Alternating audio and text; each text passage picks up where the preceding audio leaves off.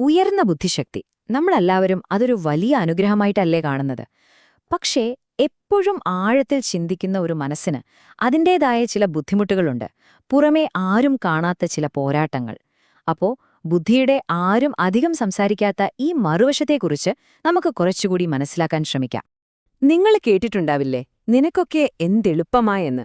പൊതുവെ എല്ലാവരും കരുതുന്നത് ബുദ്ധിയുള്ളവരുടെ ജീവിതം വളരെ സുഗമമായിരിക്കും, അവർക്ക് ഒരു പ്രയാസവുമില്ലാതെ വിജയിക്കാൻ കഴിയുമെന്നൊക്കെയാണ്. പക്ഷേ യഥാർത്ഥത്തിൽ അതാണോ സത്യം? അപ്പോ ഈയൊരു വിഷയത്തിൽ നമ്മൾ എന്തൊക്കെയാണ് നോക്കാൻ പോകുന്നതെന്ന് വെച്ചാൽ, ആദ്യം പ്രതിഭ എന്ന മിഥ്യാധാരണയെക്കുറിച്ച് സംസാരിക്കും. പിന്നെ അടങ്ങാത്ത മനസ്സ്, സാമൂഹികമായ അകൽച്ച, പ്രതീക്ഷകളുടെ ഭാരം, അവസാനം ഈ കഴിവിനെ നമുക്കെങ്ങനെ ഒരു പുതിയ കാഴ്ചപ്പാടിൽ കാണാമെന്നും ചർച്ച ചെയ്യാം. നമ്മുടെ ആദ്യത്തെ ഭാഗം, പ്രതിഭ എന്ന മിഥ്യാധാരണ. ശരിക്കും ബുദ്ധി എന്നത് ഒരു കുറവുമില്ലാത്ത സൂപ്പർശക്തിയാണോ, അതോ അതിനുമപ്പുറം പലരും കാണാത്ത ചില യാഥാർത്ഥ്യങ്ങൾ കൂടിയുണ്ടോ? അതെ, ഇതാണ് നമ്മൾ ചോദിക്കേണ്ട ഏറ്റവും പ്രധാനപ്പെട്ട ചോദ്യം.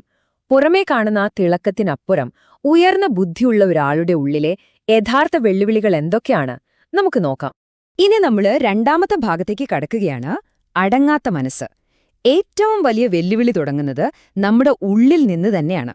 അതായത് ഒരിക്കലും ഓഫ് ചെയ്യാൻ പറ്റാത്തൊരു സ്വിച്ച് പോലെ എപ്പോഴും പ്രവർത്തിച്ചുകൊണ്ടിരിക്കുന്ന ഒരു തലച്ചോറ്. അതെ, ആ മനസ്സൊരിക്കലും അടങ്ങുന്നില്ല. ഒരു കാര്യം കഴിഞ്ഞാലും അതിനെക്കുറിച്ചിങ്ങനെ ചിന്തിച്ചുകൊണ്ടേയിരിക്കും. ഒരു സാധാരണ സംഭാഷണത്തിലെ വാക്കുകൾ പോലും അവർ ആഴത്തിൽ വിശകലനം ചെയ്യും. മറ്റൊരാൾ ഒരു വിഷയം വിട്ടുകഴിഞ്ഞാലും ഇവർ അതിന്റെ ഓരോ സാധ്യതയെക്കുറിച്ചും വീണ്ടും വീണ്ടും ചിന്തിച്ചുകൊണ്ടേയിരിക്കും. സൈക്കോളജിയിൽ ഇതിനൊരു പേരുണ്ട്, അനാലിസിസ് പാരാലിസിസ്. സിമ്പിളായി പറഞ്ഞാൽ ഒരുപാട് ചിന്തിച്ച് അവസാനം ഒരു തീരുമാനവും എടുക്കാൻ പറ്റാത്തൊരവസ്ഥ.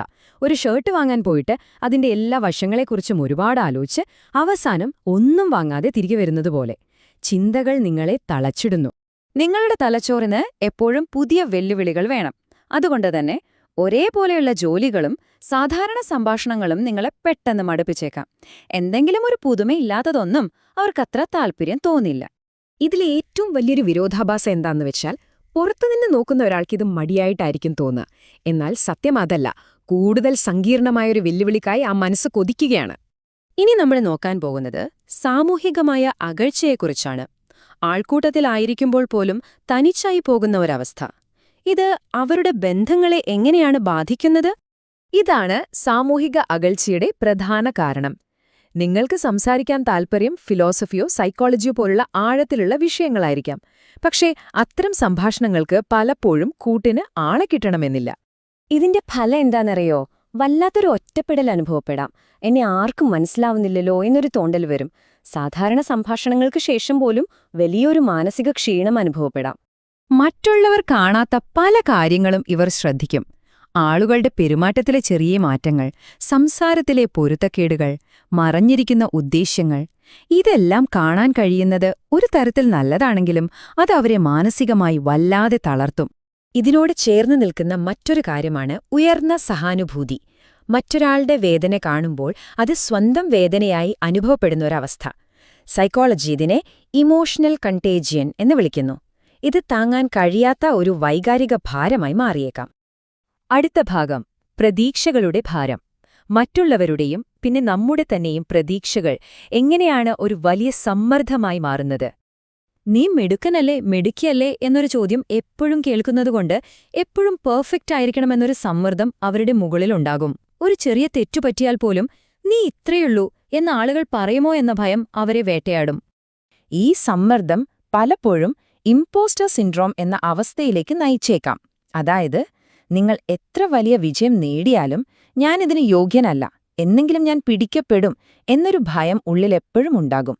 പുറത്തുനിന്നുള്ള പ്രതീക്ഷകൾ ഒരു വശത്ത്, മറുവശത്ത് അവർ തങ്ങൾക്കായി വെക്കുന്ന നിലവാരങ്ങളാണ്. അത് ഇതിലും ഉയർന്നതായിരിക്കും. എല്ലാത്തിലും പൂർണ്ണത വേണമെന്ന വിട്ടുവീഴ്ചയില്ലാത്ത നിർബന്ധം.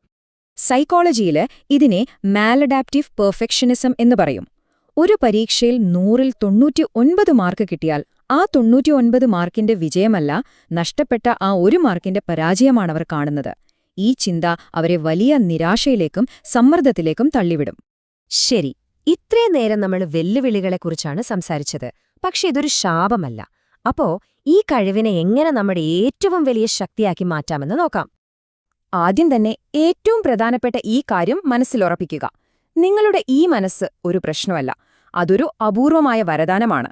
അതിന് വേണ്ടത് ശരിയായ ബാലൻസും ചില അതിരുകളും നിങ്ങളെ മനസ്സിലാക്കുന്നവരുടെ പിന്തുണയും മാത്രമാണ്.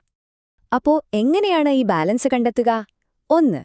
നിങ്ങളുടെ മനസ്സിന്റെ ആഴത്തെ അംഗീകരിക്കുക, അതിനോട് പോരാടാതിരിക്കുക. 2. നിങ്ങളുടെ ഊർജം കളയുന്ന സാഹചര്യങ്ങളിൽ നിന്ന് ധൈര്യമായി അതിരുകൾ വയ്ക്കുക. 3. നിങ്ങളുടെ ചിന്തകളെ വിലമതിക്കുകയും പ്രോത്സാഹിപ്പിക്കുകയും ചെയ്യുന്നവരുടെ കൂടെ സമയം കണ്ടെത്തുക. അപ്പോൾ ഈ അറിവ് നിങ്ങളുടെ ജീവിതത്തിൽ എങ്ങനെ മാറ്റം വരുത്തും? നിങ്ങളുടെ മനസ്സിനെ ഒരു ഭാരമായി കാണാതെ അതിന്റെ യഥാർത്ഥ ശക്തി തിരിച്ചറിഞ്ഞ് എങ്ങനെ മുന്നോട്ടു പോകാൻ നിങ്ങൾ തീരുമാനിക്കും? ഒന്നാലോചിച്ചു നോക്കൂ.